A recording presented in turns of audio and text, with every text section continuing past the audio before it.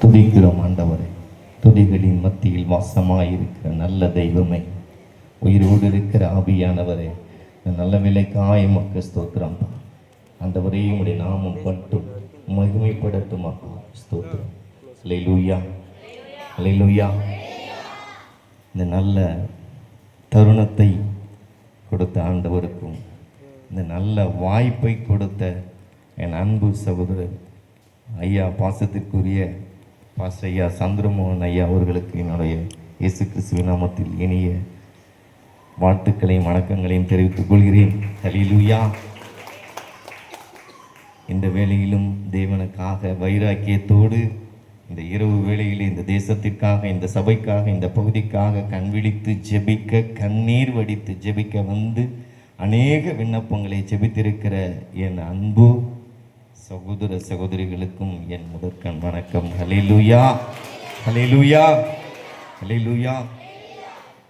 உண்மையிலே உங்களை பார்க்குறப்ப பெரிய மகிழ்ச்சிங்க. ஹல்லேலூயா. எல்லாரும் கரங்களை உயர்த்தி ஹல்லேலூயா, ஹல்லேலூயா.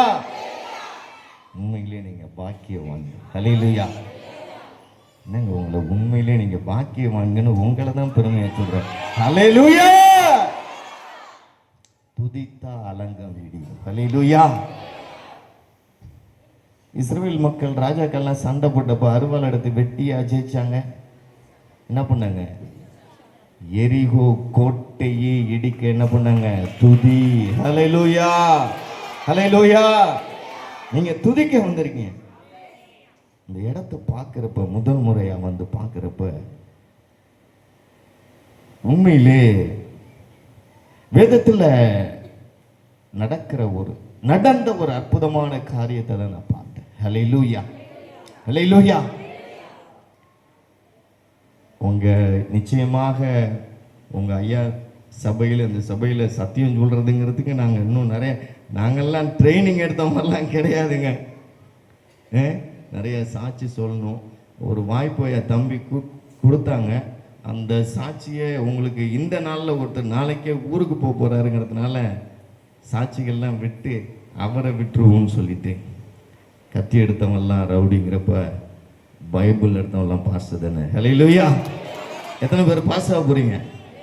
எல்லாரும் பைபிள் எடுத்துட்டா எல்லாரும் பாஸ் ஆகிட்டா நாடு எப்படி இருக்கும்? ஹல்லேலூயா. சொல்லுங்களா உற்சாகமா? ஏங்க, ஒரு சில சபைகளில் அல்லேலூயா சொல்கிறதுக்கு ஹல்லேலூயான்ட்டா கஷ்டமாயிடுது. ரொம்ப சைலண்டாக சொல்லணும். உங்களுக்கு ஆண்டவர் பெரிய திறப்பின் வாசலை கொடுத்துருக்குறாங்க. ஹல்லேலூயா. எப்படி வேணாலும் கத்தலாம். ஹல்லேலூயா. துதிக்கணும். ஹல்லேலூயா. ஏன்னா நிறைய டைம் எடுத்துக்க முடியாது. இருந்தாலும் நான் சொல்ல வேண்டிய வார்த்தைகளை சொன்னாதான் எனக்கு ஒரு திருப்தியாகவும் இருக்கும். உங்களுக்கு ஆண்டவர் இந்த ஆற்றங்கரையை கொடுத்துருக்கிறப்ப, இந்த ஆற்றங்கரையை பார்த்த பொழுது எனக்கு கேரித் நதியைத்தான் தோன்றியது. ஹல்லேலூயா, ஹல்லேலூயா. இந்த சபைக்குள்ள நான் முதலாவது வர்றப்ப அந்த ஆற்றை பார்க்குறப்ப அந்த ஆறு ஒரு கேரித் நதியாக தான் எனக்கு தோணுச்சு. சரி, அடுத்ததா உள்ள வந்து பார்க்குறப்ப ஒரு தேவ மனிதனை பார்த்தேன். அந்த தெய்வ மனிதனை பார்க்குறப்ப நான் எலியாவை பார்க்குற மாதிரி நான் பார்த்தேன். அந்த ஆகாபு ராஜாவுக்காக எப்பத்தான் உயிர் போகும் அப்படின்னு நினைச்சிட்டு சூறை செடி ஓரமா அந்த வாசத்திலையாவது, அந்த சூறை செடினா வாசம், அந்த சூறை செடி வாசத்திலேயே உயிர் போயிடுமா, அந்த சூறை செடி ஓரத்துல படுத்த தன் ஜீவனை விட்டுறலான்னு சொல்லி எலியா எப்படி ஆகாப் ராஜாவுக்கு பயந்துட்டு உட்கார்ந்து இருந்தாரோ அதே மாதிரிதான் உங்க அருமையான தாசனை நான் பார்த்தேன். ஒரு ஹார்ட் பேஷண்ட் பயம், மனசு கசமாச்சு. ஆண்டவரே என்ன அப்படின்ட்டு என்ன பண்ணார் எலியா? பலிபீடத்தை எல்லாம் இடிச்சான். பாகால கும்பிடணும்னு வேண்டாம். என்ன பண்ணா? பலிபீடத்தை இடிச்சு பாகால கும்பிட வச்சான். ஹல்லேலூயா, ஹல்லேலூயா. அவன்கிட்டையும் ஆண்டவர் என்ன பண்ணார்? எலியாட்ட இறங்கி ஆண்டவர் பேசல. ஆனால் எலியா என்ன செய்தார்? ஜெபித்தார்.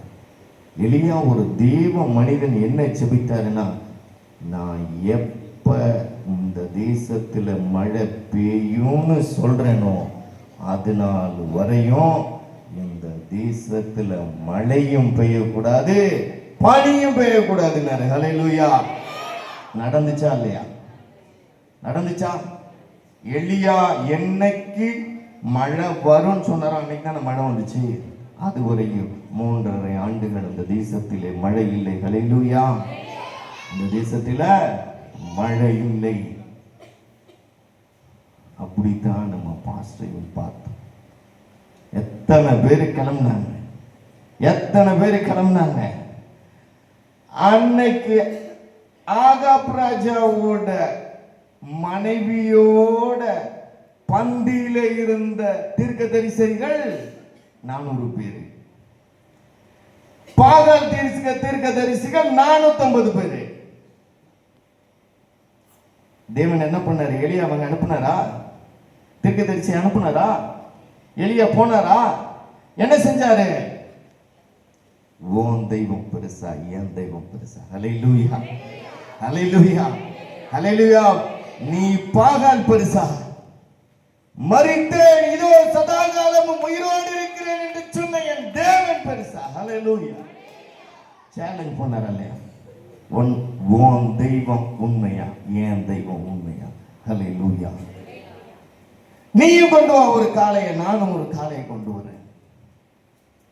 உன் காளையும் பலியிடு, என் காளையும் பலியிடு. சந்து சந்தா வெட்டுனா இந்த காளையும் வச்சான். கும்பிடு, உன் காளையை அக்கினி வச்சுக்க. எத்தனை தீர்க்கதரிசி ஜெபிச்சானா? மொத்தம் 850 தீர்க்கதரிசி. பாகாலே பாகாலே பாகாலே பாகாலே பாகாலே. காலையில இருந்து சாயங்காலம் வரையும், மதியானம் வரையும் உட்கார்ந்து கத்துனா, கதறினா. என்ன நடந்துச்சு? ஒண்ணுமே நடக்கல. எலியா என்ன பண்ணாரு? அவளுக்கு கொடுத்த காளையை சந்து சந்தா வெட்டினாரு.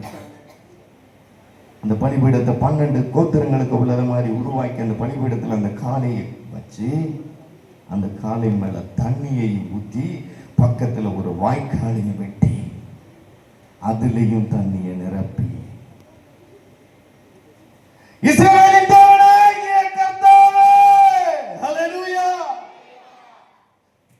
வேண்டுனா அக்கினி வச்சு அந்த இடத்துல காளையை சுத்தமா அக்கினி வச்சு பசுமாக்கிட்டு போயிட்டு தேவன் அற்புதம் செய்தார் இல்லையா? அதே மாதிரிதான் அந்த நேரத்துல அன்னைக்கு நான் பார்த்தேன். ஒரு எலியாவை மாதிரி ஜெபத்தோட உட்கார்ந்து இருந்தாரு. எத்தனை பாகால் தெய்வங்கள் வந்தாலும், எத்தனை கோத்திரங்கள் வந்தாலும், ஒரே மனிதன், தேவ மனிதன் அந்த பிரச்சனையில தேவன் அவரை நிறுத்தி, இந்த சபைக்கு விரோதமான ஆயுதங்கள் வாய்க்காதே போகும் என்று சொல்லி, என் தேவன் இப்பொழுது உங்களுக்கு ஒரு விடுதலையை கொடுத்திருக்கிறார். ஹல்லேலூயா. உண்மைதானங்க? உண்மைதானே? நீங்க தோத்து போனீங்களா? உங்க பாஸ்டர் தோத்து போனாங்களா? நம்ம தேவன் யாரு? உயிரோடு இருக்கிறது. ஹல்லேலூயா, ஹல்லேலூயா, ஹல்லேலூயா. நான் வந்த ஊழியக்காரருக்கு வாய்ப்பு கொடுக்கணும். ஏன்னா உங்க பாஸ்டரை பார்க்கிறப்ப ஒரு எலியாவை மாதிரி பார்த்தேன். ஹல்லேலூயா, ஹல்லேலூயா.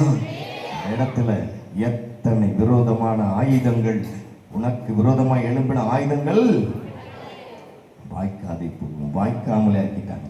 தைரியமா இருக்கீங்களா? ஹல்லேலூயா, ஹல்லேலூயா, ஹல்லேலூயா. கர்த்தர் யுத்தத்தில் வல்லவர். ஹல்லேலூயா. அதுக்கு நீங்க என்ன செய்யணும்? எனக்கு எப்போதுமே பிடிச்ச ஒரு வசனம், நீங்க இன்னும் தேவன் உங்களுக்கு கிரியை செய்யணும்னா, நீங்க இன்னும் உங்களுக்கு கர்த்தர் கிரியை செய்யணும்னா, ஒரு வசனம் சொல்லுங்க. சீயோன் குமாரத்தில் இரவும் பகலும் கண்ணீர் விடு. ஹல்லேலூயா, ஹல்லேலூயா. நீங்க கண்ணீர் விட்டு ஜெபிக்கிற ஜெபம்,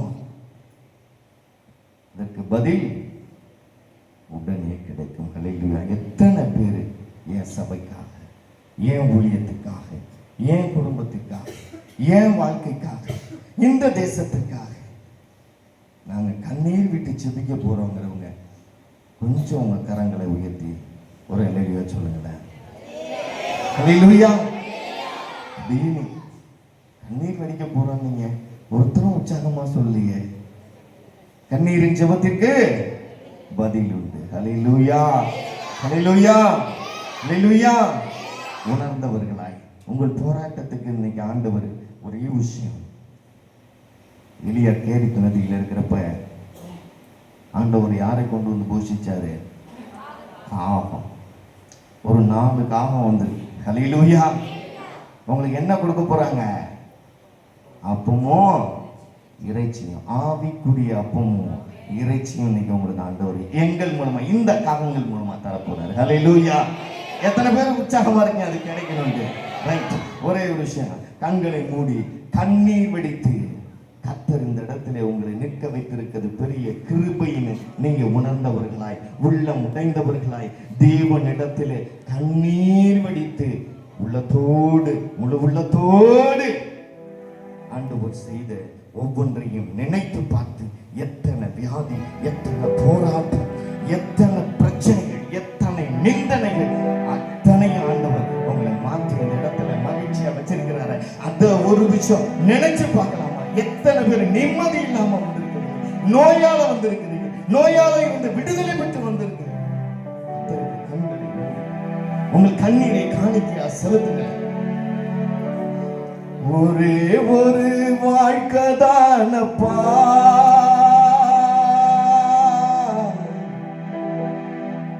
அந்த வாழ்க்கையில நிம்மதிதாங்கப்பா,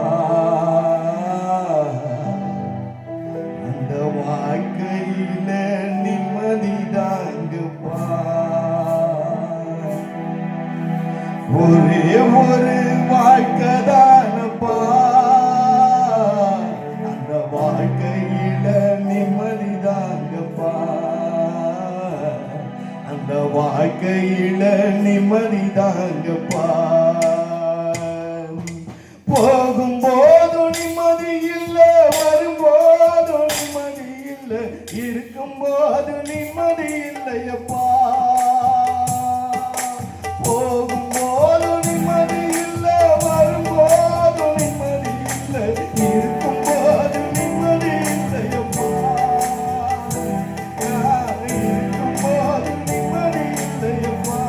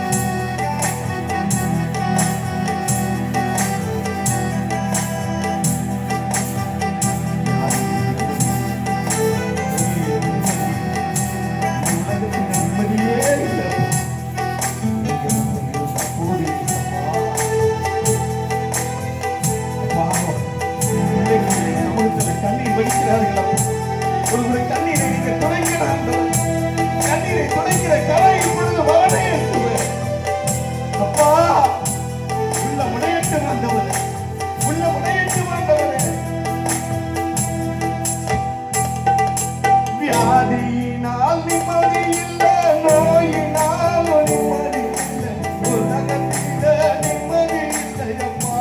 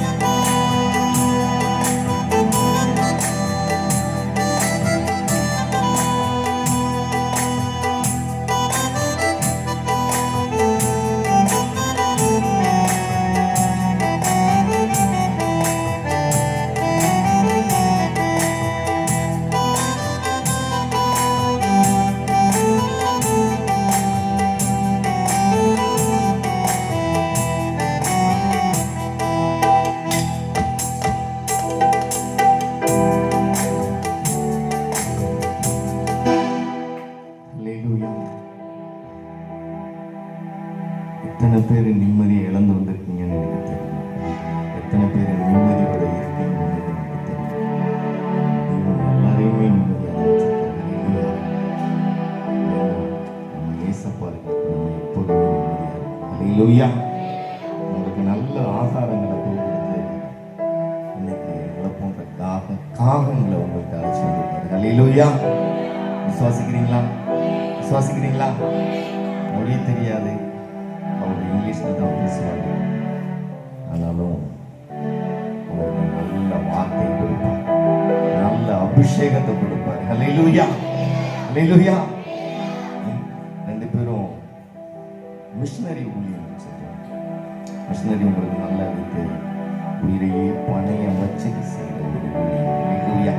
தன்னுடைய உயிரையும் துச்சமாய் மதித்து தேவனுக்காய் இந்த இளம் வயதிலே வாலிப வயதில் தன் சிருஷ்டிகர நினையின் சொன்ன வார்த்தையின்படி வாலிப வயதிலே இவர்கள் அர்ப்பணித்து ஊழியம் செய்து கொண்டிருக்கிறார்.